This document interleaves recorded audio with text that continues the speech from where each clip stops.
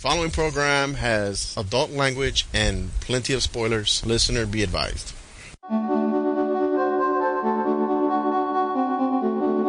I wanted to make something sacred to change the young mind of all the world. Michel Siduk said to me, I want to make a new picture with you. What do you want to do? I say, Dune. And he said, yes. I didn't read Dune, but I have a friend who said it was fantastic. 3,000 drawings. I shoot the picture, point of view, movement of the camera, dialogue. Designing the spaceships, the clothes, the whole look of his world. The castle. Open the mouth. The spaceship came in the tongue. His vision was so huge, so beyond what anybody else was doing at that time. Things that George Lucas wasn't even going to try with Star Wars. It's enormous.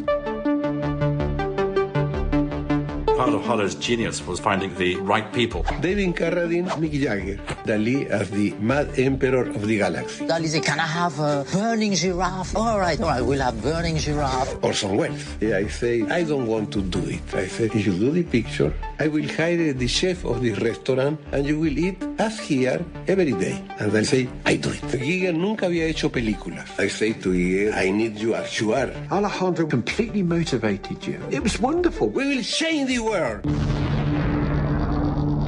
People did not do this film because they were afraid of his imagination. This is a movie that has its fingerprints all over so many other movies. Blade Runner, William Gibson, Matrix. Giger, he make the monster of Alien. And Hollywood start to use my group. It always leads back to Jodorowsky. Could be fantastic, no? We're testing out a bunch of new equipment that we got. We have actual microphones like you'd find at a low-rent church. Low-rent church. Yeah. He's got the whole world in his hands. And you intro. Whole motherfucking world in his hands. So we're trying out new microphones, we're trying out a new audio box, and we're trying out a new format discussing film, which we've done plenty of, but not for recording and for anybody else to have to listen to. Yeah, those are only recorded by the NSA. And, of course, we're starting with a movie whose name we can't even for sure accurately pronounce. I'm guessing it's Jodorowsky's Dune, a 2014 documentary. According to the synopsis, the tale of Jodorowsky and his Dune is a fascinating trip through creativity and imagination, a story about the relentless pursuit of a dream and the necessity of art. In pre-production for over 2 years, the film was to star Jodorowsky's own 12-year-old son, Brontes. Wait, that's very long. Anyway, the point is he was going to make Dune. Frank Herbert, is that the name of the writer? He was going to make Dune like 10 years before David Lynch ended up making it.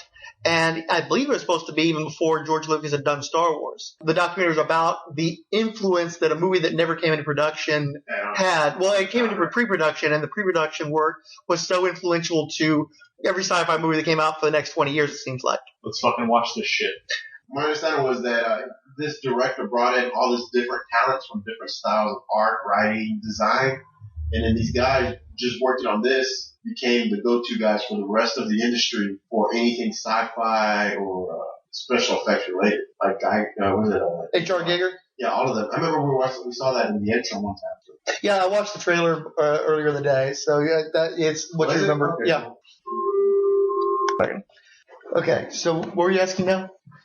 So Dune was a book, right? Yeah. When did Dune the book come out? I want to say the 60s. Did you ever read the book, Matt? Fix it? Yeah, I never read the book. Okay, now you saw the movie though. You saw Lynch's Dune, and that's what you.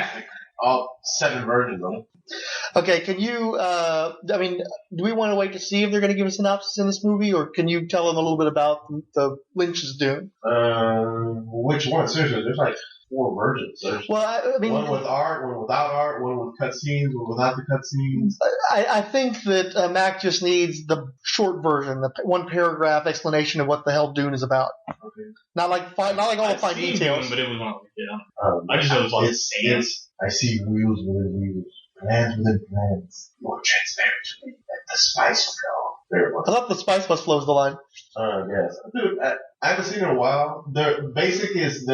Think of Game of Thrones almost. There's different houses. There's one guy that runs all the houses. You have House Harkonnen, House Atreides, and then the Emperor. And there is a spice that's used to fold space so that you can travel basically different solar systems. and this spice can only be found on one planet, the planet Dune. So they're all kind of at war. So the House Harkonnen is actually running the planet for the Emperor, but Lord Atreides is becoming very popular amongst the other systems. So they kind of want to knock him out. So the way they figured out is the Emperor's going to let him take over the planet, mine the spice, and then they're just going to have Harkonnen invade, kill him. He has a kid who is special. Somehow, I'm not sure. Now that's the Kyle MacLachlan character, right? The main heroic figure. Patrick Stewart's in the movie. But is Paul something? Is it Paul Atreides? Okay. Paul Atreides, who later is Wabib. Okay. And he has glowing eyes because of the spice? No. Yeah, from the spice. So when they get to the planet, there's a race of people that already live there that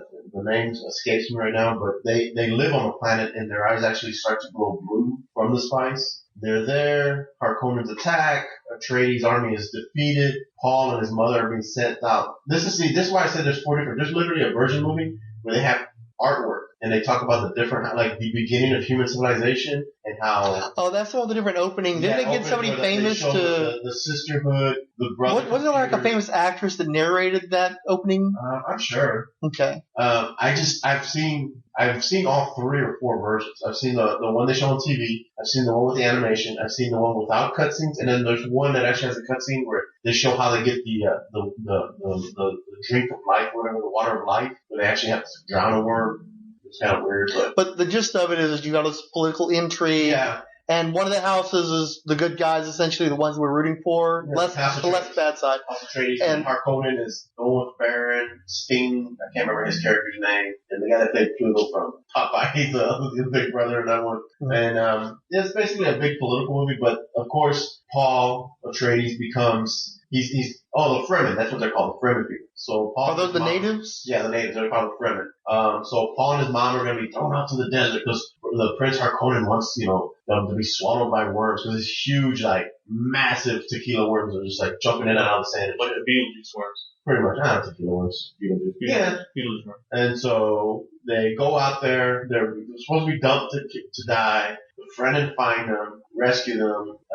And I mean, really, dude, I do the movie no justice. It's a very complex movie, and that director was very non-linear. David Lynch has never been the guy you get to do straight movies. Also, what do you mean? Like they edited. I don't think he got final cut on that movie. No, that's why there's 4 versions. He didn't get final cut, which always I believe pissed him off. Because, like I said, the one if you really watch the ultimate uncut, it's a long ass movie, but the art scenes in the beginning with the comic, not even comic, it's just like a photo. Storyboard stuff? Yeah, storyboards, thank you. Storyboards. It explains more of the universe, so as you watch the movie, you understand better. If you watch the one on TV, it's just another weird sci-fi show. And if you watch you watched did you see the sci-fi miniseries or some of the miniseries? Some of it, but I didn't get into it. So that's like a multi-film miniseries, right? Yeah, it was like, actually me and Gunnar me and Fryho just saw it at a half-off bookstore for sale for like $6, and we had joked about picking it up because it's literally I think like 9 discs. Wow. It's a mini series, but it's a long. I want to say that the people who read the books appreciated the sci-fi take. I think that the sci-fi take was supposed to be more faithful to the original books, but I think there's probably 2 different fandoms between David Lynch's Dune and the people who enjoyed the books, because Lynch took some severe liberties. And that's my understanding. Again, I've not read the books. What I did, honestly, I read the Wikipedia entries for the different books, and I can't remember because it's so heavy on details and bizarre turns. I can't even explain to you what the hell I read. I did this a while back. I enjoy Lynch's version. I mean, if you really want, if you don't mind putting in a good 3.5 hours of your life into a pretty good sci-fi movie, I would recommend the uncut version. Well, when I first got on Netflix, I rented the one of the extended cuts. I believe it was the one that had the production materials in the beginning, because I remember, like, I believe it was a famous actress who did narration over that. So I saw that version. Was it Helen Hunt? Or no, the other chick? No, it wasn't Helen Hunt. Well, no, she's in the movie, dude. Not Helen Hunt. She comes out in a lot of movies. She's on NCIS California or LA. Her last name is Hunt. Helen Hunt? No, not Helen Hunt, but it's her last name is Hunt. I think she's the one that does the famous voiceover. Because she comes out of Dune. She's a housemaid for Paul Atreides. And then that's why they have that cool scene where they're trying to assassinate him with that little flying dart that's moving really slow in the room. And he's like, and it's just slowly guiding itself in the room. And it attacks anything that moves. And he's sitting there real quiet. And then the housemaid opens the door. It shoots at her. He catches it in mid-flight and slams it into the wall. And she's like, you rescued me.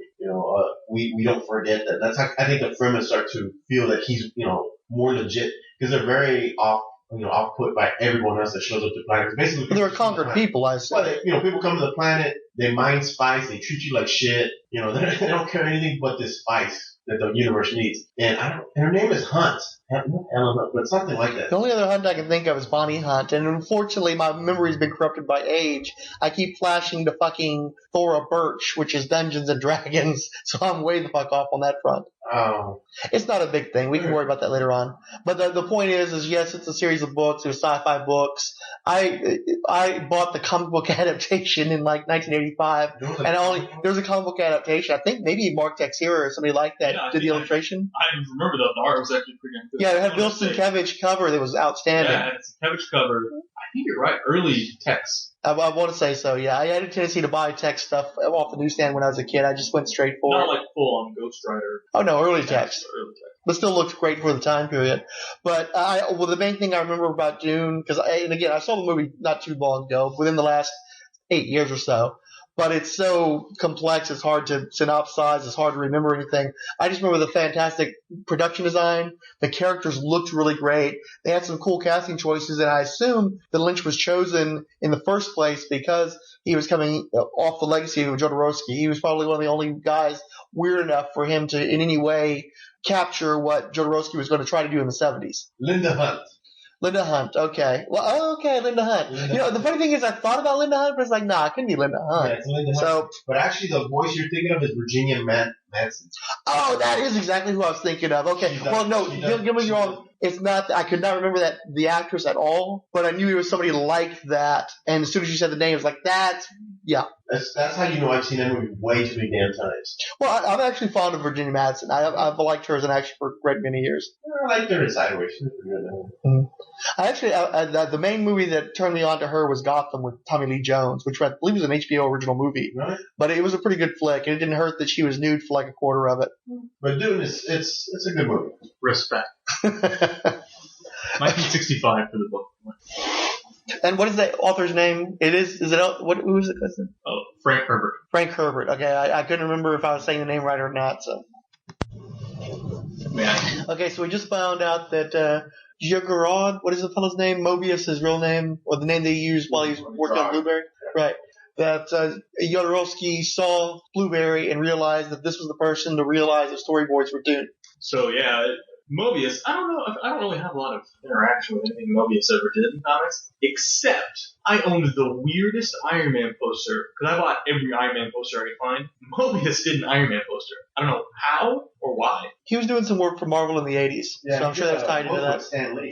Yeah, that's the thing, is before I went on my trip, I went through the Marvel old unlimited catalog to find as many fat books as I could, because you're limited to 12 slots, 12 different books. But if you can find like mini trade paperbacks and stuff, you can grab those. And that's still on my tablet, waiting to be read. Cool. But anyway, so you had the nice Iron Man poster by Mobius. I think part of his vision is scrambled for those of us that have seen Dune. So like, I don't know, I'm going into a Dune movie and I'm thinking Dune, it's all dark and sandy and everything black leather. Whereas a lot of these concept sketches were like super, super colorful, and the ships had vibrant like yellows and blues and things like that. So it just, I don't know. I just have trouble I mean, it's all gorgeous stuff. The Ross stuff and the Mobius and the Geiger stuff. It's all terrific stuff.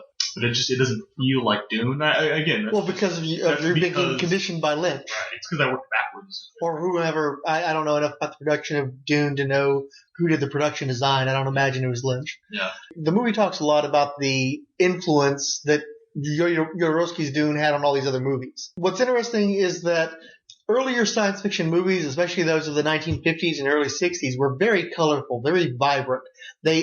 Color was a new medium for film, and they were taking as full of advantage of that as they could. Nothing said fantastic for people who'd been living in a black and white world like those vibrant colors. But in the world after, say, Star Wars, for instance, or Alien, any of that stuff, Blade Runner, we've been conditioned for dystopia, and we've been conditioned for gunmetal gray, black, wet, dark. Actually, that's one of the things I really liked about Prometheus is Prometheus was almost a rejection of that, being that it was a prequel to the Alien movies.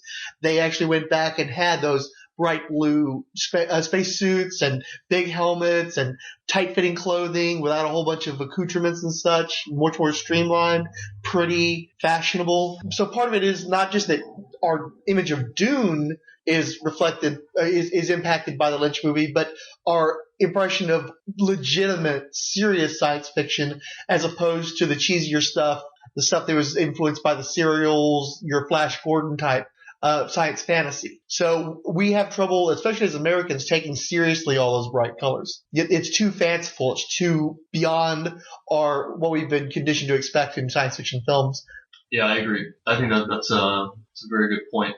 I think science fantasy is a good way to describe what that movie probably would have been. Mm-hmm. Oh, absolutely. I mean, it was very eccentric. I mean, the costuming, everything about that movie. Imagine even the Mick Jagger of 1975, who was 10 years past, the young, early, tight Mick Jagger, although he was still in good shape, don't get me wrong. But imagine him and the costumes they depicted there, where the majority of his torso would be exposed while colorful streamers are coming off of his shoulders. That would have been different from anything we're used to. That would have been much closer in the aesthetic paradigm to Zardoz than it would be to Star Wars. Yeah, like eccentric's a good word to describe everything about everything involved with the people and concepts in this movie.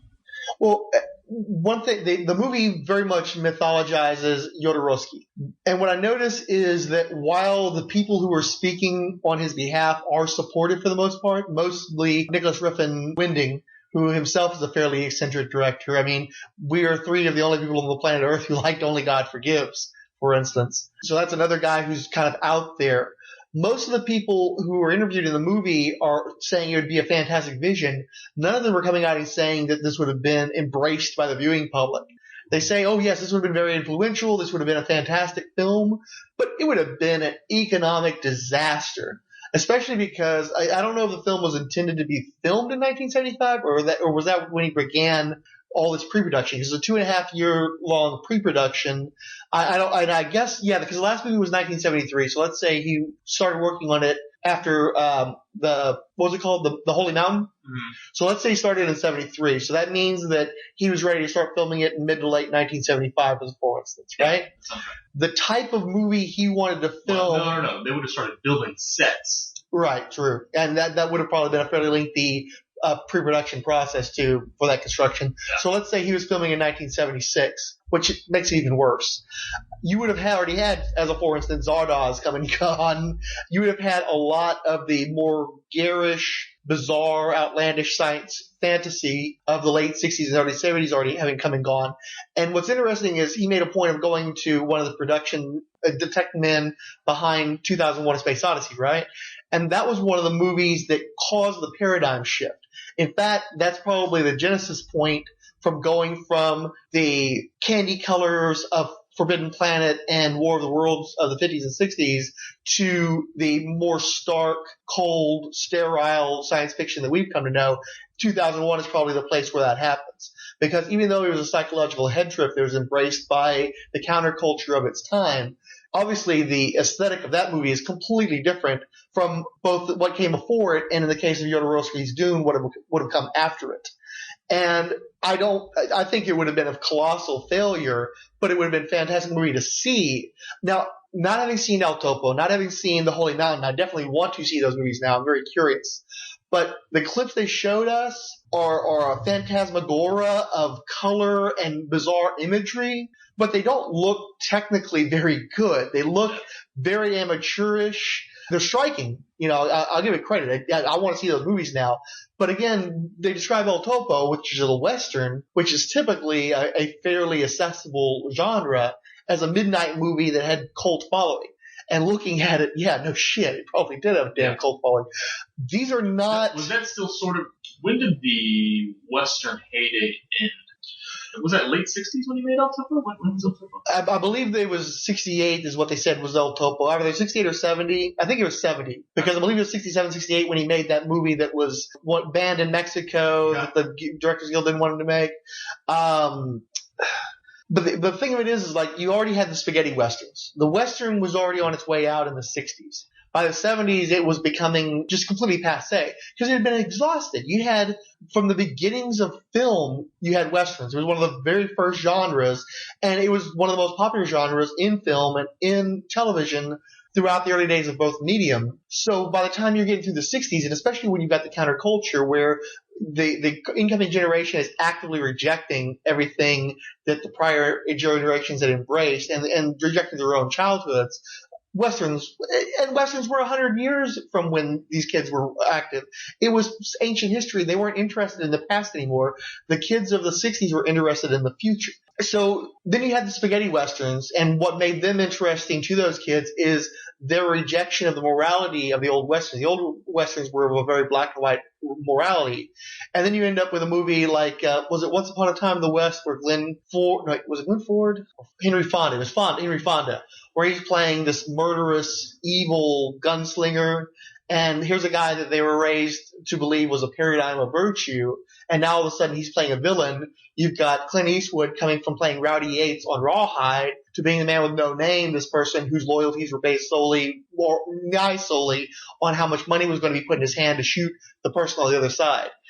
Those westerns were challenging the old ways, but even those westerns were going out of style by the early 70s. So that's why Clint Eastwood had to transition out of the westerns into Dirty Harry. Well, the reason I asked was that if westerns were still going strong, then it would be pretty shocking that his western was had to be a cult movie. You know what I mean? Right. Even by the standards of the Sergio Leone movies, it's still extremely violent. We're seeing garish red, fucking Dario Argento blood red all over people's faces and such. So that's not the kind of thing you're going to show at the Saturday matinee. No. I mean, I think that level of violence could have potentially earned an X rating at that point in time. I don't know enough about the movie or Jodorowsky's history of the movies to know if it was still that far extreme. I mean, clearly it wasn't to the degree of something like Dawn of the Dead, which was 79, if I recall correctly, 78, 79. There's no intestines or anything, but it was pretty grisly looking for its time. Yeah, so this documentary, like you said, it spends a lot of time sort of making Jodorowsky, his myth, right? Mm-hmm. They do make it pretty clear that every single studio they took it to, he was the problem, right? One of the first things they did was make a point of saying, well, can you make this movie an hour and a half long? No, I would make it 20 hours and I need 20 hours. That's not a guy who's necessarily reasonable. And again, this is a guy who was used to making movies with near complete autonomy, if not complete autonomy, because he would make it'd cost $1 million or so, not terribly expensive. Right. It'd be outrageous. They'd make their money back in Europe, which is a big difference from a $15 million picture in the mid-70s. You're going to Walt Disney trying to get $5 million in 1975 or 1973 or whatever it was. And they're like, yeah, that's cool. So how long is the movie going to be? And you're like, don't tell me how long it's going to be. It'll be however long it is. It's my dream. I must realize my dream. You're asking us to fund a third of your dream. And by the looks of this gigantic spectacle. Well, the size of the book that they were shopping around, they're like, this is only going to cost $15 million? There's no way that I believe that movie would have actually only cost $15 million. There's no way that movie cost that little. You've got Dolly, Mick Jagger, you're having Pink Floyd write an entire album for one of the houses. And you're going to get, I guess, Magma. I guess they were big at the time. I don't know. Well, they were apparently big in, Italy? Wherever it was, don't know. Point is these guys, they were going to go through a lot of coke. That's going to cost you some cash. Yeah, right. Coke ain't cheap. And Mick Jagger ain't going to just hang around for nothing, just for shits and giggles. $15 million in just receipts. Well, there are a lot of receipts for Coke. So that was just on the books, $15 million, right? So yeah, I think they can all see that this is a train wreck waiting to happen. And I think it would have been a train wreck. Absolutely. Well, again, you know who else had a dream? Michael Cimino. I look at this and I see Heaven's Gate. I see a movie that, it's going to cost X millions of dollars and ends up costing 2.5 times what they said it was going to and being an enormous critical and commercial failure. Because there's no fucking way, I believe, that critics would have gotten this movie in 1975, 76, whenever it would have come out. I mean, critics didn't really embrace Star Wars.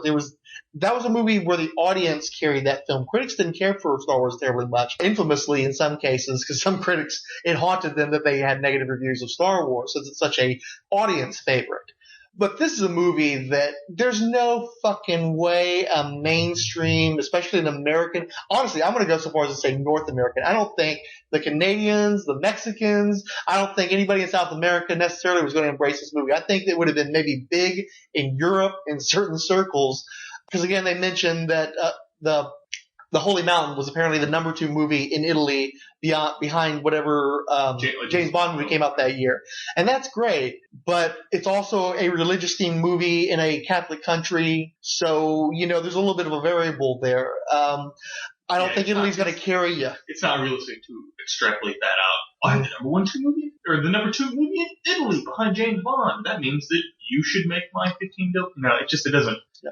It doesn't work, and I like that everybody in this film was like, no, it wouldn't work. It wouldn't work. I think. Well, no, that's just it. I don't think they did that. Yeah, honestly, the majority of the people talked about what a fantastic idea it is, what incredible work was done in the pre-production for that movie, but I think Nicholas Winding Refn was the only guy who said this would have been an awesome movie. Well, even he said it was an awesome movie. He didn't say that it would have been a successful movie. It would have been an awesome spectacle. It would have been an extravaganza, but that doesn't mean it would have been good. Yeah. And that ending was fucking ridiculous, and it was a throwback to something from a time long past, when that kind of head trip, whoa, this is cool ending. And certainly Jodorowsky seems to be a person who's very much enamored with his own legend. This is a guy who decided, I'm going to cast my son in the lead role of this movie. So he's going to spend the next 2 years of his life on merciless, as it was referred to, martial arts training, 6 hours a day, 7 days a week.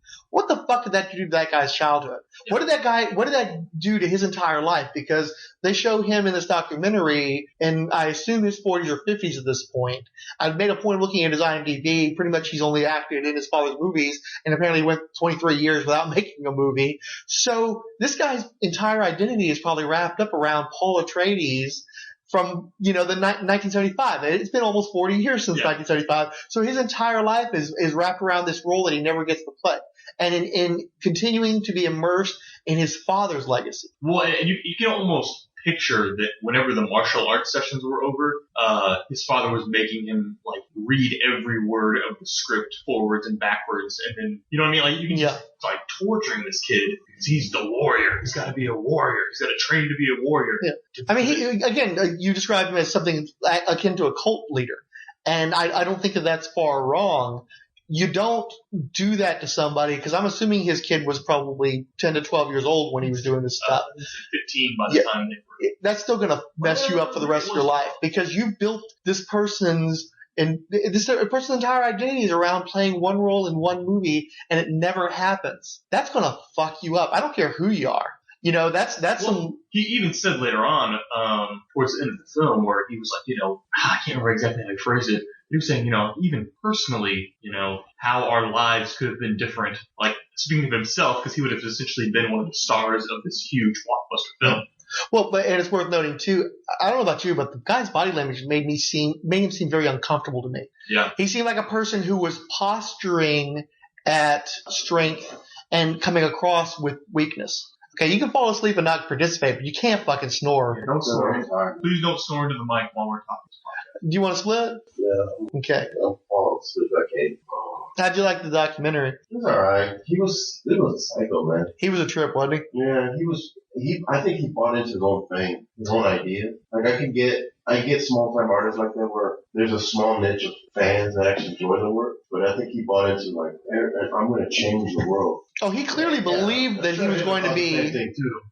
Mussolini thought the same thing. They have this idea that they're going to do it, no one else can do it, so I have to assemble my army. They have to fit my niche of what my army's going to be, my spiritual warriors. And so just watching, I was just like, yeah, this guy was one guy who read one too many reviews of his work and thought, yeah, I can do this. There's no one else who can do it but me. So that's why when he started bashing on Lynch's Dune, he's like, oh, it's a fan guy movie. I was like, I mean, I enjoyed it. I mean, I'm looking at it. Actually, I tend to agree. I do think the Lynch's Dune was a failure. It's an interesting film to watch. It's definitely like on a technical level, just trying to backtrack on where they were going with this and how they thought that this was going to translate to some, because they intended to make money with Dune. Dune was not an art film. Yeah. So it was interesting how there was this great clash in that movie between the artistic intentions and the predictable results of someone like Lynch being pushed into the mainstream wasn't going to fit.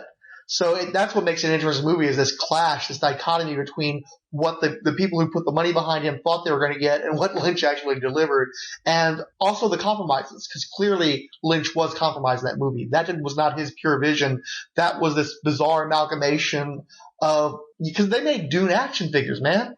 Yeah. So obviously they had ideas. Having seen Dune maybe a year ago and having pushed myself through a Star Wars marathon this past week, I would sit through Dune 6 hours straight, 6 movies in a row, and I would enjoy it more than I enjoyed this. How many of the Star Wars movies did you see? All 6. All 6. No, I give him some props when they're talking about how, like, some of his visions came to be, came in fruition? Because, all of a sudden you see this scene in Terminator, or you see this here and there. And I'm like, I give it that it probably influenced movies, but like you said, I think it would have been a bomb. I don't think it would have been a very good movie. Well, honestly, this is an instance where I believe the Hollywood system was correct. I think that he was everything the pre-production needed him to be. He was a visionary, a brilliant visionary at finding the exact right people that Hollywood was in no way ready for, in no way looking for. He got those people together, they did fantastic work. And then when it came time to direct that movie, just based on, and again, I have not seen his movies. I could be completely wrong. I might have to walk all this back after seeing the movies. But based on the clips that we saw, I would question his competency, his technical competence to carry off the type of movie that he's wanting to make. And obviously the extravagance that he was willing to, the lengths that he was willing to go to, the people that he was getting, it's a great idea to have Pink Floyd do a soundtrack. It's a great idea to get Mick Jagger to play this preening, villainous character. But Mick Jagger's acted since then. I know the capacity that Mick Jagger has. Have we not seen Free Jack? Exactly. Not punishment enough. Orson Welles in bought naked, like a nude suit, or in some sort of bizarre feathering or some sort of thing. I don't need to see that. Hovering around. Right. And on like probably cheap jack. Because again, it's one thing to have these great production images, but we've seen what he could carry off in the clips that they showed. It would have probably looked cheap, weird, goofy, wire work, obvious wire work. So it's one thing what you can picture in your mind, and it's another thing what you can realize in 3 dimensions on a stage at that time. Because again, he never got the technical people. The best he got in terms of technical people, he got Dan O'Bannon. And don't get me wrong, I love Dan O'Bannon. I'm a big fan of his. Alien and Return of the Living Dead. But Dan O'Bannon also did Life Force. And as much as I love Life Force, again, it's not a good movie. It's not a commercial movie. Mm-hmm. It's a bizarro trip, and I love its atonal nature. But it's not something that anybody was going to embrace. Critics hated it. It's a cult movie. It belongs in a cult. And this guy was a cult leader, so that would have definitely put the underlying of cult. But it doesn't mean it would have made a good movie. It doesn't mean that once you put a camera in front of these people, that stuff would have worked. I mean, for me, one of the clearest early indicators that this movie probably got stopped at the before any production, because I didn't realize when this got. Obviously, they'd gone pretty far with it, since they were getting actors together. Well, I mean, that book had to be at least 1,000 pages, right? Right. Oh yeah. But when he's literally playing some sort of strange cat and mouse game with Salvador Dali flying all over the world, involving him getting $100,000 per minute of screen time, and with his muse is saying, "Oh, if Dali wants a helicopter, he's going to ask for a helicopter, and they're going to give him a helicopter." And I'm just like, this is out of control. To get somebody that he says is probably only going to have 3 to 5 minutes of screen time, I'm like, this is a freaking snowballing effect, like all over the place. Like this is just going to turn into an avalanche of a film. And sure enough, you can see it just kept snowballing and snowballing to where, like you said, the Hollywood system. I thought you put it really well. The Hollywood system worked, where they were like, this is out of control. I mean, these are some great ideas, great people put together, but unfortunately, the director is on the side of a mountain slope causing an avalanche, and then they can't stop him. So let's just say no. We're just going to say no and wait for the next project to come along and steal all your ideas. He just, like I told you, he was one of the guys that... Oh, right, yeah.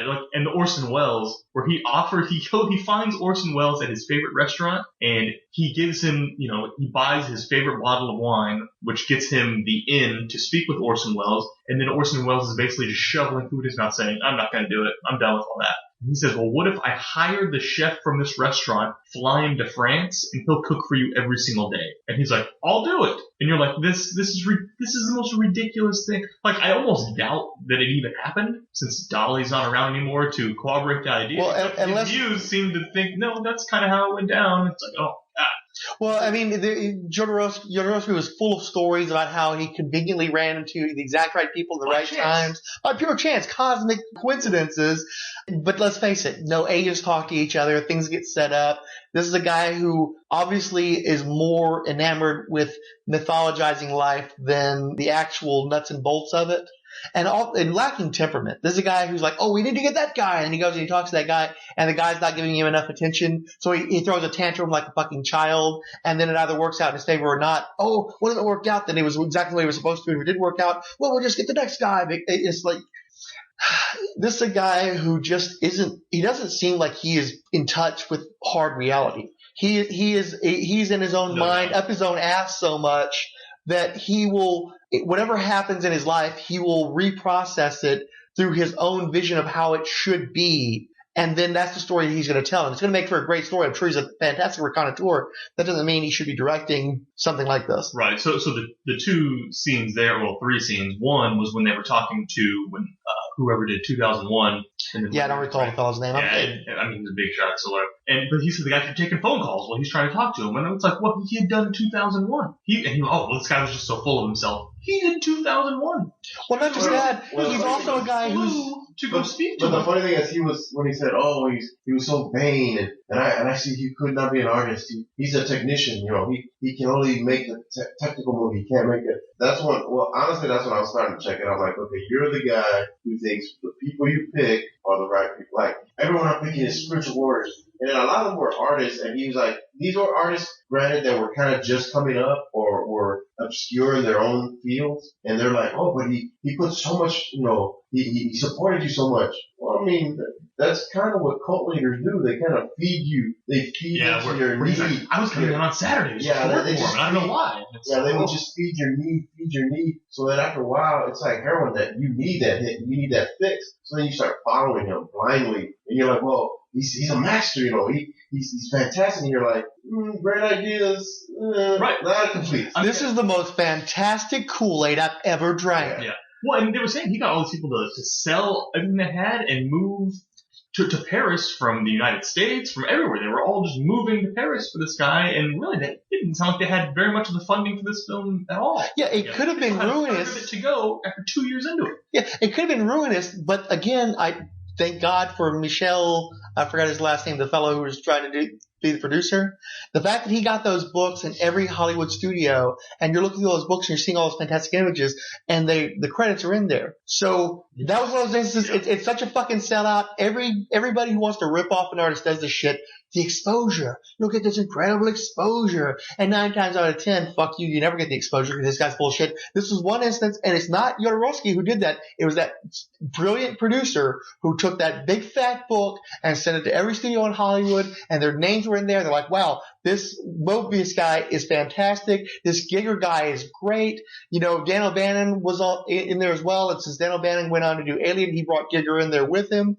That's what made it work. If that book hadn't been there to save these guys, it could have been an absolutely ruinous relationship. And it's not down to Jodorowsky. It's down to that book getting into the right hands. So I got to track. Okay, so one was when he just dismissed his home dude that did 2001. Two is when he's talking with Pink Floyd, and they were, mixing Dark Side of the Moon, and they were taking a break to eat. So they're in there eating hamburgers. Instead of giving him the undivided attention he deserves as the great Jodorowsky. Instead of not eating and listening to him, so finally he just throws this tantrum and starts screaming about how, don't you understand? This movie's going to change the way we look at everything. It's going to be like, how the hell are they supposed to know any of this? So he said they put their food down and actually listened to him, but he probably could have just said, hey guys, do you mind if you stop eating for a second? And they probably Or hey, how about this? Let them fucking eat. Or let them eat. Instead he throws this tantrum in their studio and starts screaming about how, don't you understand how important this is? How can you eat when I'm here to talk?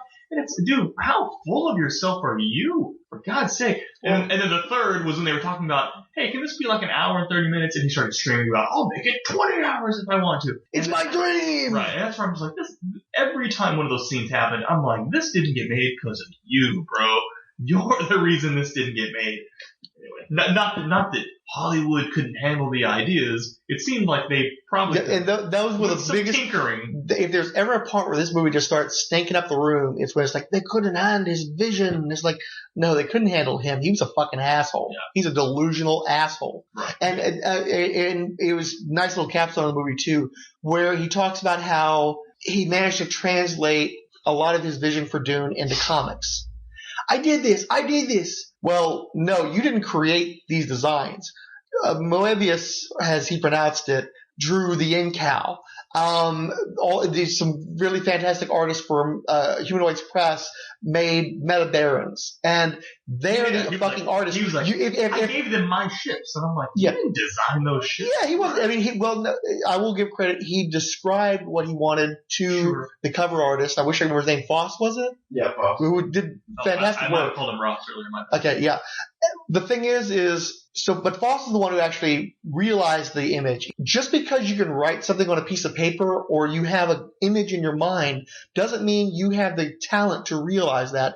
And the only thing anybody besides you cares about is the realized imagining. It takes an artist to do that, and it's fucking killer work. It's the hardest thing to do is to take this concept and present it in a way that anybody besides you in your own head can see it. And if you do not give credit to the artist who makes that happen, which is exactly what that fucking prick did, was, the artists drew those books. The artists took his ideas and made it something tangible besides him having something of a conversation piece, that he could tell people about. Telling them was great. The artists drew that shit. Give them the fucking credit for realizing the vision. Say, we did it. You didn't, but he doesn't say we did it. I did it. I made it happen. The fucking artists, the fucking publishers, there's more people making this happen besides you. So a great example of that is when he's describing how the emperor lands in the tongue of the emperor-shaped building. The emperor lives in himself because of his outrageous ego.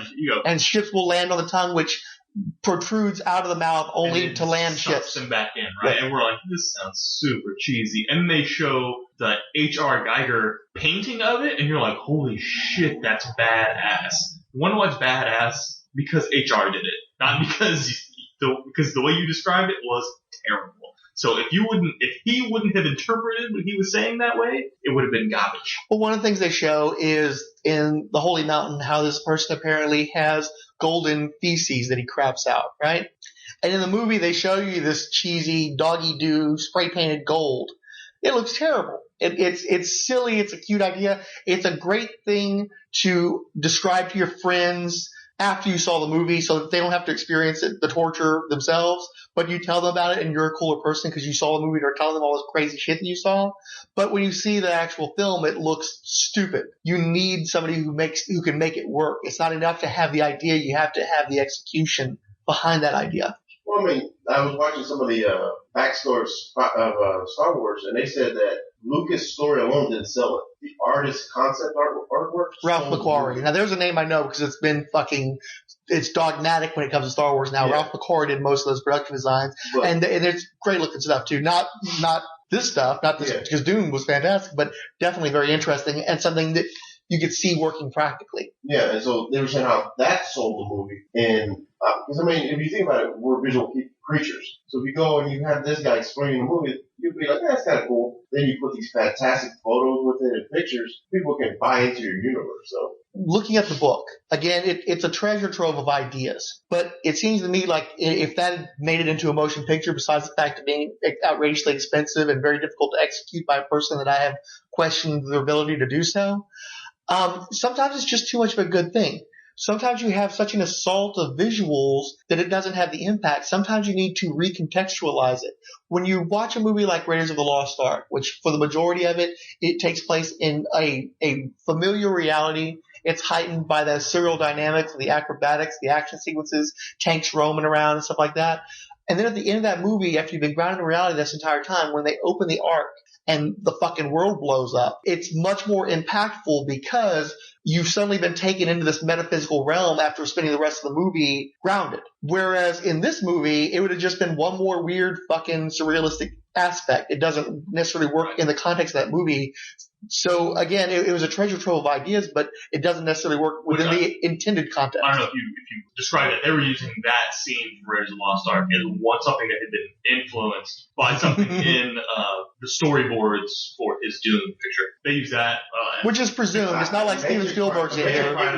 They were saying that he influenced Matrix. They're showing Neo, the slug. Well, no, it wasn't that. They were showing the bloodline, the legacy. Because what happens is without Giger, you don't have Cyberpunk. Without Cyberpunk, you don't have Blade Runner. Without Blade Runner, you don't have the Matrix. So they're saying that not only with the Genesis point, if you don't have this, then it completely changes it's like the butterfly effect is what they're talking about. A creative butterfly effect. No, I agree, actually. I don't have a problem with that. I totally think that they're right in that.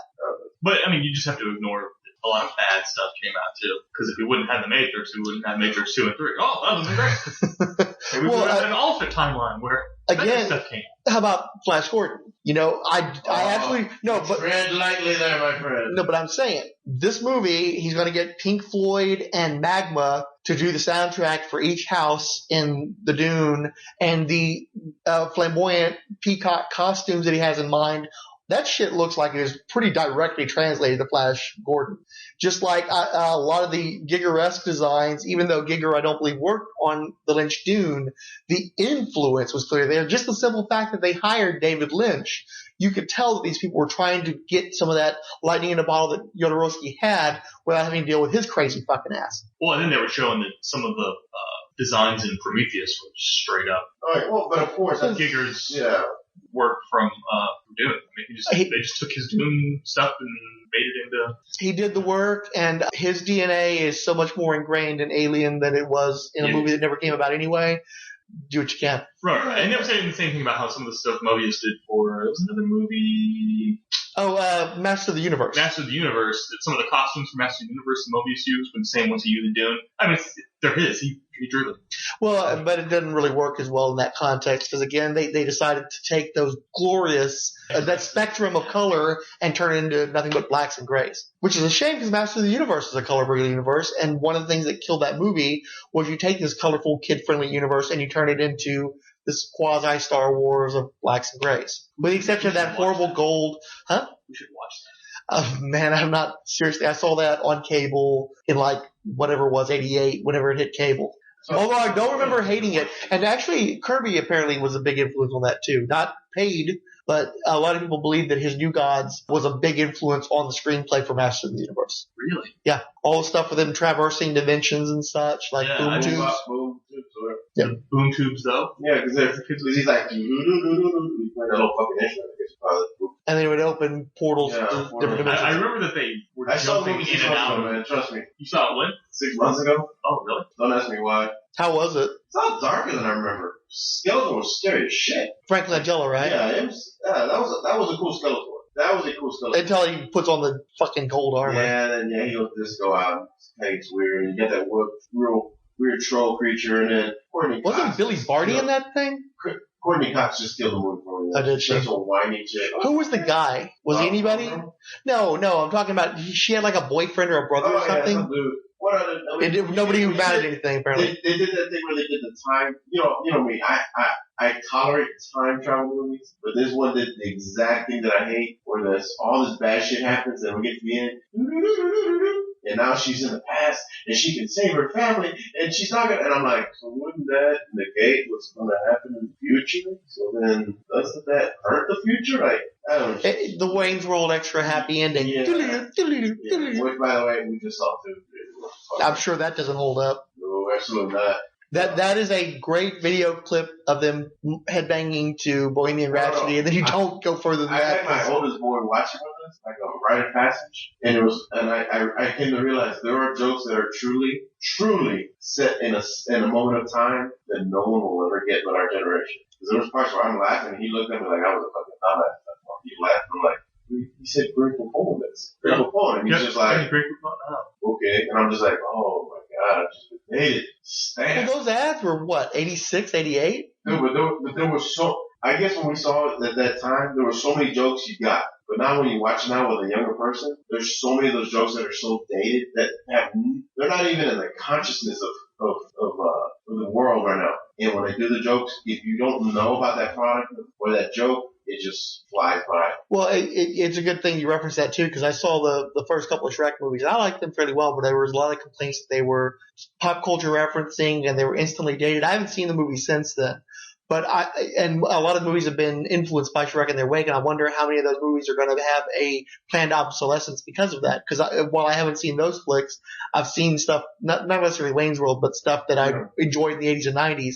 And I try to watch it today, and not only am I very conscious that people of generations beyond mine wouldn't get these jokes, but I don't get them anymore. I mean, I understand them intellectually, but I have no response to them because just like, oh, you just dropped a reference, and I haven't heard a great phone commercial in 30 fucking years. So why would that mean anything to me anymore?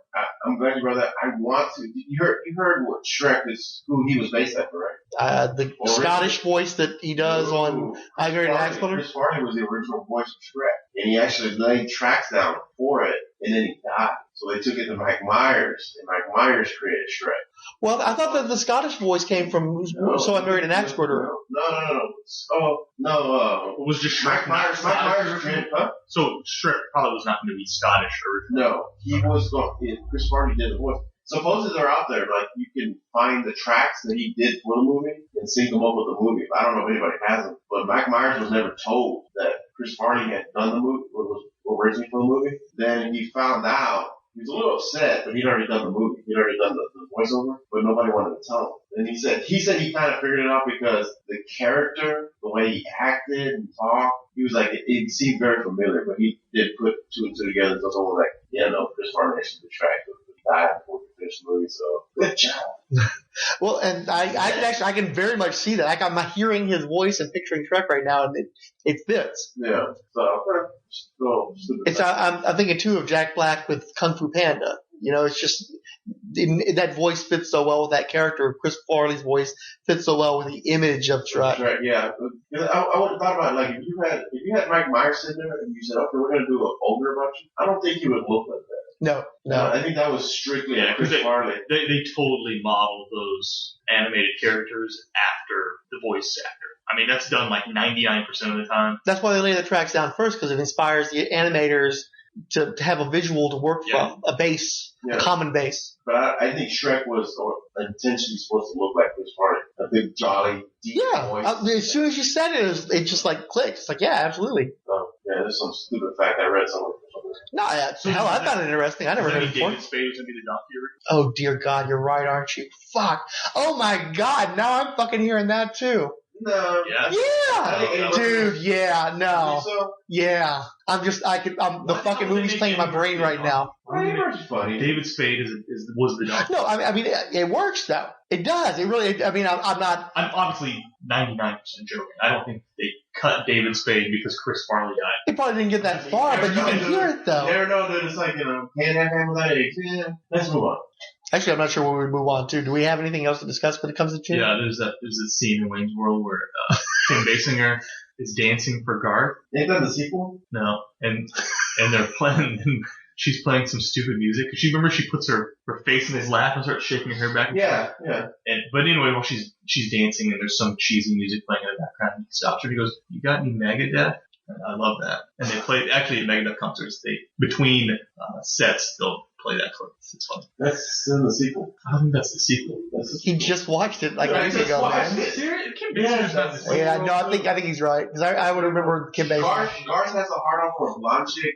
By the way, Al Bundy steals the movie in my book, dude. And I don't remember Al Bundy at all. When they go to the donut hole, the donut shop, and he walks in, and Wayne walks up, and he's the register guy. He goes, "How is it that you kill a man in war, you're a hero? If you kill a man in a heat of passion, it's called murder." He's like, I remember that line. I just don't remember him in the movie. I'm like, holy shit! I remember that because I was like, Al Bundy. He's like, "Why are you talking to him?" No, this way. And my boy was like, and I'm like, dude, that was the greatest scene. You just don't understand. I forgot that scene. It was so great, dude. I was like, oh, that was a great scene. So poor Ed O'Neill. I think he's won Emmys for Modern Family at this point. He's still fucking Al Bundy to us. Are we low class or is he just Al Bundy? Dude, that's what made his career. He made Dutch. Okay, he should be thankful people remember him after Dutch. Most people would have been taken out back and beaten. I think didn't he even do a cop show? Yeah, he was on a renewed version of.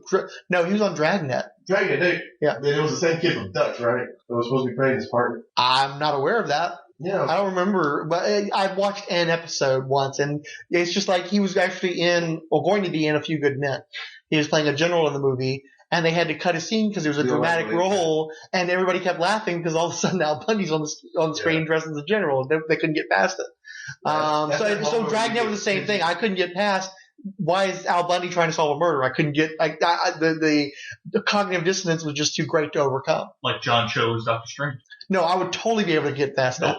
Dude, you've got to see more John Cho stuff. He's great. I love John Cho. You should see more Al Bundy stuff. He's great. Ed O'Neill stuff. He's great. By the way, Siskoid's recommendation for Doctor Strange, it's Dr. Julian Bashir. Oh, yeah? Yeah. And I can kind of see it, you know. That? Deep Space Nine, did you ever watch Star Trek?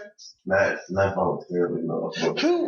Was it Syriana that he appeared as a sheikh or something? Because he is of Arab descent. And I know he appeared in something where he actually played that up. But I can't remember what it was now. And he might have been Syriana. Yeah, but you didn't see that one either, did you? Okay. I don't know how you. Fuck yeah, that's a movie that left my brain as pretty much as soon as I watched it. Syriana. It looked like it was going to be this really intense short. Yeah, it was a clean movie. It looked like it was going to be this really intense political thriller, and it's just like. Yeah. Was that the George Clooney one? Where he's got the beard, where he put him away. Yeah. It's. Oh, really? Well, I always saw the. Did you remember that movie existed before we just mentioned it? Well, I remember George Clooney with a beard, and I thought it was kind of like that was like one of his big movies right after ER, right? That was one of his award bait movies that didn't really come through for him, I think. I remember seeing the cover, and I'm thinking like a Red October type movie, like this very. So I was saying, I'll catch it one of these days. Because I caught that damn movie with Robert Redford and Brad Pitt. Oh, was that The Devil's Own or? No. That's British. No, or Scottish. No. Not River runs through it. An agent. Oh, damn, I can't remember that movie now. We caught it on regular TV. I want to say that was The Devil's Own. Is it?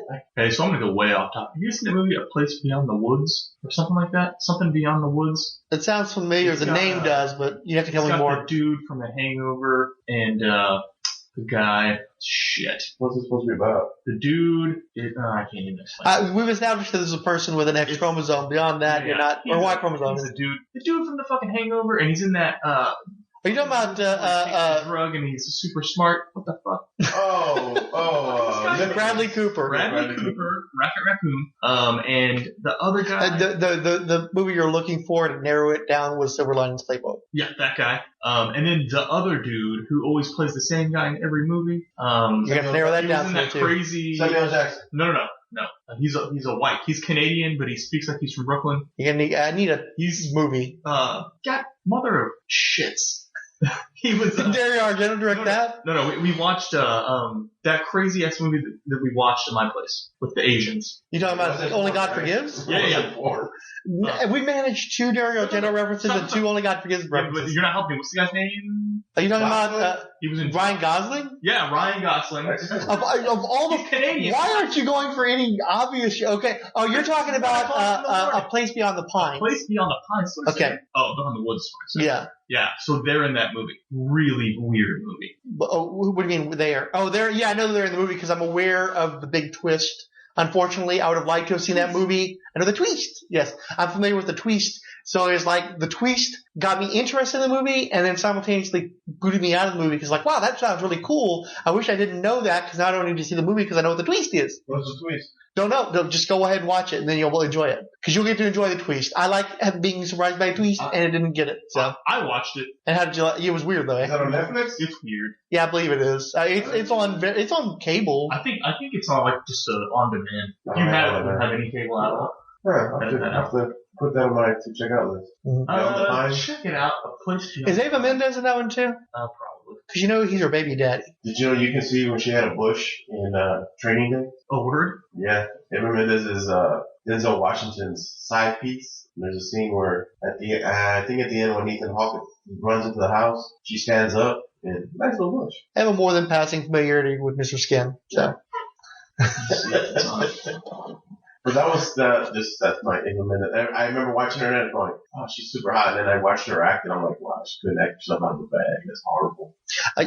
My favorite of her role. I actually liked her in Ghost Rider. No, I liked her in Ghost Rider because that movie is so crazy ass. Yeah, exactly. Yeah. And she was great eye candy in that movie. That was the main reason why. But the movie you really see her in is Too Fast, Too Furious. Because her oh wow, that movie was the fucking worst. Yeah. Oh man, that's a directed that's a DTV movie. So Hollywood, please, quit taking movies from my childhood and treating them like aborted fetuses and throwing them on screen. And rendering them toxic for a new generation. I just watched the RoboCop reboot. Oh man. And I was so angry. Like I was like, okay. The trailers were good. I watched one trailer. A trailer was good. The beginning of it, I'm like, okay, this is kind of cool. This is different. About midway to the movie, I'm like, okay, the family's still around. Okay, I'm going to stick with it. I'm going to stay with this. By the end, I'm like, fucking kill him all. Wipe them from existence. It was so hard. The ending was so bad. I was angry. Like, I physically got up and I was angry. It was like me and Aliens. How could they Aliens versus Predator where I moved the screen. Where I'm like, how did you screw up Aliens versus Predator? It writes itself. No. How do you fuck up RoboCop? It's so... No, they every movie since the first one is fucked up RoboCop. Yeah. How do you get it right? The second one's pretty good. No, the second one's okay. I didn't see the second one. H9, Hold It Down. That's what was shot here in Houston. Yeah, I got to go check out when they were filming here. Really? Yeah, it was pretty cool. But correct me if I'm wrong. The impression I was getting from word of mouth and some of the trailers and stuff, were they trying to turn RoboCop into a superhero franchise? Is that what they were trying to do? And were they trying to bring in influences from the TV series? Is that what that was? Honestly, I have no idea what the fuck. They were trying to mainstream it for the kids, though, right? It felt like a bunch of young guys watched the original RoboCop and didn't get it. Didn't get the underlying sarcasm or the underlying image. The satire. The satire. They didn't get the social satire. So what they got was, okay, he's a robot, he's a cop. Alright, so we're just gonna dump that and let's go ahead and put it together where he's a badass. And I after watching that movie, I really like Michael Keaton more as an actor, but his how he got turned into a villain made no fucking sense. It's just like, well, now you have to kill Michael Keaton. I just want to go watch the first one again. It was funny because how they splice in the little bits of humanity that slowly come out. Well, it's so good. Well, it's horribly gruesome and bloody. I mean, the murder scene where they're shooting him. Oh my god! But it was even worse. Like when you see the director's cut. I own that on Blu-ray. I know we're doing a thing here. If you haven't seen the director's cut, go see the director's cut with the extended death scene or quote unquote death scene. And then when they killed and then when they killed that CO, when the Ed 209 can't get stopped. Yeah. Oh my gosh. It just keeps going and going. But the thing comical. If you watch the extras, that's what they were going for. They were trying to make it look, the violence was so over the top, it became comical. Right, that's why they didn't understand. Like, no, and people didn't get it. They're like, oh, they just want to see more blood. He's like, no, it's supposed to be so brutal that you have to laugh because it's just it's a hysterical reaction in the movie. We're like, no, if we keep that in the movie, it's going to be an X rated. We can't shoot the guy for 3 straight minutes. And he's like, no, but it makes it, the scene is more lighthearted with that happening. And they're like, you can't shoot a guy for 3 minutes. We have to take it out. And just real quick. The first one, I love the fact that Peter Weller's RoboCop disconnects from the family. He understands that I can't ever fuck you, and I can't ever touch my kid normal, so I gotta let y'all go. In this one, he's so obsessed with becoming part of his kid's life and his wife. I'm like, it was horrible. I was so upset. It was like, I don't know. What is it? So that's one of the things. Well, just real quick. Why is it that modern filmmakers have such a predilection for taking the melodramatic, sometimes I admit, sacrifices of heroes of the past? It used to be in movies, again, like you say with Murphy, he realized that he would never be able to have a normal relationship with his family. And as much as he loves them, as much as he wants to be a part of their lives, he knows that he would be a destructive presence. Yeah. So he lets them go so they could move past his death and live a life. And if nothing else, he could continue to follow their lives from a distance so he'd know that things were going well for them. This guy has the need to fucking insert himself no matter how traumatizing, how disruptive, how awful it is.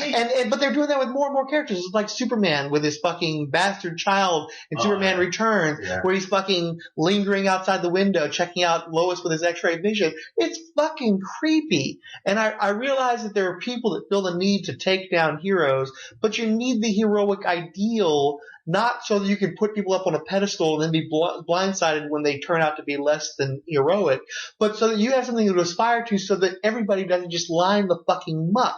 But so many of these filmmakers, especially when they go back and they mine heroes of old, they feel the need to bring them down to our level and then often beneath our level. Because I don't think there's a man in this room with their face against the microphone who would do that to the people that they love. Well, but our heroes are beneath us now. What the fuck is going on with that shit? What I'm saying. There's a scene where literally he goes to see his family. He kneels by his kid, puts his hand out, and lets his kid touch it. He goes, "Oh, strange, huh?" I'm thinking, fucking weird, dude. You're a robot. Like, there's nothing. This is beyond strange. Like, this kid, he's gonna be fucked with the rest of his life. Yeah. My daddy's a wind-up toy. And that made no sense to me. Because, of course, I saw when I got this version on my someone loaned me the movie, I'm like, I want to watch RoboCop 1 first. Because I got a Blu-ray and I got the extended. That makes it even worse. Threw that in there, watched it, and I'm just like, oh, thank you. Let's get the blonde in here. Come on, let's go. And wow, such a letdown. I was so disappointed. I was so just angry. So let me go back to Dune now. So one thing that you were describing how bad RoboCop was, and it reminded me at the end where he was talking about how the end of his movie, when the planet becomes his version of Dune, how after, what is Paul Atreides, when he's killed and like the planet turns from this barren wasteland into this flourishing fauna, and then the planet starts traveling through the galaxy. Spoiler. Yeah. Well, I'm spoiling the end of a movie that never came out. And so then he goes, and that wasn't in the book. And so people go, why would you do that if it's not in the book? And he goes, well, because it's like the book is like the bride. And dressed all in white, beautiful. Yeah, it's dressed in white, beautiful. And when you make film, it's like you get married and you have to rape. You have to rape. Rip the clothes off, but the child does not come. Yes, you pull the dress off, and you rape the bride. I'm just like, what the fuck? Now, you gotta wonder, his kid probably watches and goes, my dad's really intense about rape. Yeah. I'm pretty sure that kid knows how intense his dad is by now. Another thing about that, so when they were talking to the kid, and he was like, I don't think he didn't call him dad, he called him, God, what is his last name? Jodorowsky. He calls him by his last name. He calls his dad by his last name. Right. So I believe that when he was trying to describe how his father probably feels about the movie never being made, he has to I guess he feels this way. I'm like, wow, you never talked to your dad about the movie that he put you through for 2 years? And he never talked to you about how he felt about the movie not getting made. That's Quick side note. fucked up shit. Lynch's Dune, the way it ends, I like it. I gotta watch it again. Don't spoil the ending of the movie that we're not even. I don't From 1984. Well, no. But the thing is, we're not. Yeah. Really? I've seen it probably 2 or 3 times. I don't remember anything. I'll be honest with you. Again, I don't remember the movie. I mean, I remember select scenes, but I don't remember how that movie ends. I could watch that movie all over again and probably be surprised by the ending because it's left my mind. All I have is those two I would spots. definitely let me know and I'll watch it because I enjoy it. I've seen it so many. It's up there with Fight Club in terms of numbers of times I've seen the movie. We can do that in a couple weekends. Bring it up. Bring it on my list and throw in the freaking. You make it sound like it's going to be, we'll just throw it on, and 4 hours later we're done. Was it the version? I'd have to find we my can version. take naps. We'll pause it. Just take some naps. Look at naps. We're at that age now. We'll put down a cot. We'll have a cookie I first. took a couple of naps tonight. We can bring sleeping bags, do some s'mores. Took naps during the damn documentary. That was good. Well, you've seen it, so it's alright for you. No, I've never seen the documentary. I don't mean the documentary for you. But no, it's a solid movie. I think with the ending from Lynch and his ending. Now I gotta admit, I did like his intro. That whole, Oh yeah, the long shot through the galaxy. That was awesome. That was sucking me in big time. I think the movie would have been really well directed. No, I think visually it would have been beautiful to look at. Well, and the thing too is they showed the contact. I don't think Dally would have made a great actor. Oh I no, think he would have been outlandish in prima donna. I think it would have been. I love his artwork, but I think it would have been a comedy. Unintentional comedy. Right. By the time it was done, I think it would have been a comedy. So a Nicolas Cage movie. Yeah. Going full Fu Manchu. Well, no, because I just finished watching Rage on Netflix. What Rage? Yeah, that's a Nicolas Cage movie. Is that what it is? I need to pay my taxes on? Yeah, pretty much. He just made like a movie every week. Have you seen the trailer to Left Behind yet? By the way, I laughed 4 times. I laughed so many times during that movie, and I knew it was inappropriate to laugh because you're not supposed to laugh. But his acting is like he's full on Cage. Like you have 10. I don't know how Cage found it, but he gave 11, and he wrote that bitch to that movie right at 11. I was just like, wow. Nicolas Cage is one of those guys, though. You watch a bad movie just to see if he goes full Cage. Yeah. At least he's with children in the building. You never children in the building. But if nothing else, at least he's interesting. Now there was a time where he seemed like he was going to be a great actor. That shit came and went big time. What movie was that? No, back in remember he was one of the biggest stars in the world for a while there. He made Con Air, and he was a huge success. Oh yeah. Even with this horrible story with an accent and his fucking weed. Oh, the worst Southern accent I've ever heard. Okay, so here's the deal. I can't take Nicolas Cage ever. But the only time I watched him go full Cage and I wasn't really upset about it was in Kick-Ass. The end of Kick-Ass when he went full Cage. Did he go full? I don't remember. Did he go full Cage? I don't remember that. Yeah, dude, when he set on fire. Yeah. Well, yeah. When honestly, Kick-Ass is the kind of movie you almost can't spoil. But that way overly dramatic end of his end Big Daddy of Kick-Ass was so vast. See, when I think of full Cage, I'm thinking shit like Bad Lieutenant, Port of New Orleans. Yeah, New Orleans, Port of something or other. Yeah, or of course the Wicker Man. I could take it. There's the Wicker Man. You've seen the supercuts of Wicker Man, though, right? Yeah. The bees. Well, no. To me, still for me, full Cage is Ghost Rider when he starts flaming on. But that's great. I actually like that. Oh yeah, the movie's so bad. Like Frank's right. It's so bad.